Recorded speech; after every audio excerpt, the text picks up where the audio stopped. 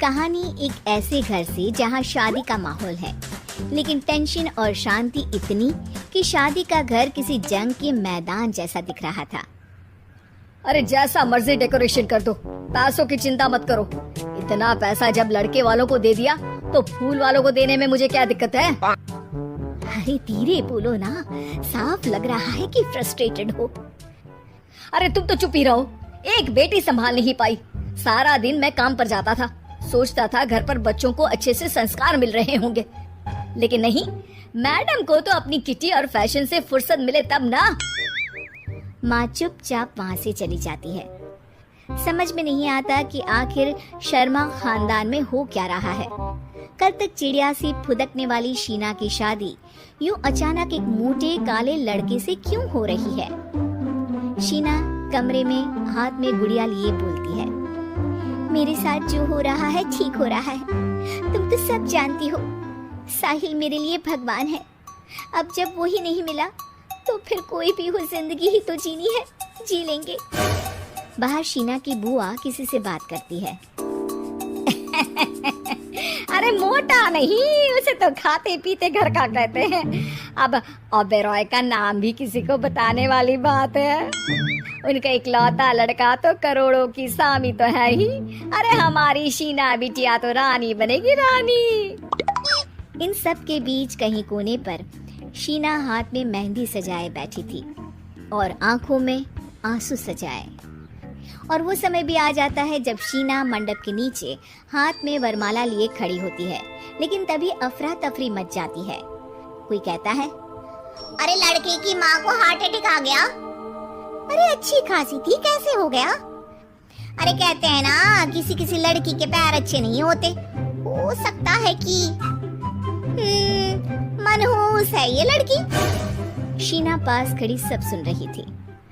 फिर शीना अपने कमरे में आ जाती है। शादी ये कहकर नहीं होती कि लड़की मनहूस है। अब लगातार शीना के लिए लड़के देखने आते, लेकिन आस पड़ोस या किसी के कहने पर शादी हर बार टूट जाती। लेकिन एक दिन, अंकल, मैं काफी दिनों से आपसे मिलने की कोशिश कर रहा था, लेकिन हिम्मत नहीं हो पा रही थी। अरे बेटा, हिम्मत तो हमारी टूटी पड़ी है। वैसे कौन हो तुम? अब मेरा नाम साहिल है अंकल। मैं शीना से प्यार करता हूँ और उसी से शादी करना चाहता हूँ। अरे अब तो किस जात के हो ये भी मायने नहीं रखता। बेटा, मेरी बेटी मनहूस है। ये सब कहते हैं कि इसीलिए उसकी शादी नहीं हो पा रही।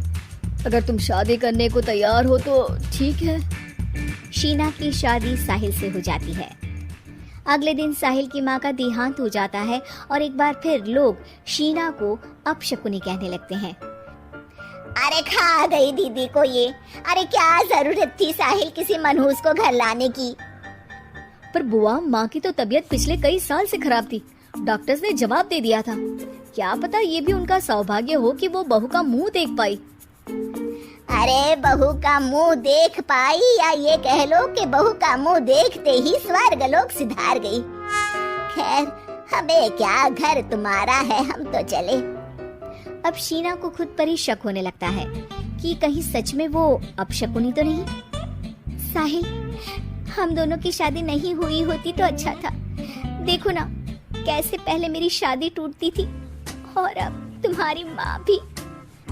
अरे ऐसा कुछ नहीं होता शीना, अपशकुनी वगैरह कुछ नहीं होता। ये सब तो ईश्वर के खेल है। वो शादी तुम्हारी इसलिए टूट गई क्योंकि तुमको मेरी पत्नी बनाना था, और माँ का जाना तो तय था। वो काफी बुजुर्ग थी, साथ ही एक ऐसी बीमारी से जूझ रही थी जिसमें डॉक्टर्स भी उन्हें नहीं बचा पाते। शीना साहिल की बात सुनकर तसल्ली कर लेती है और वहाँ से चली जाती है। अगले दिन, शीना, अरे ओ शीना, क्या हुआ?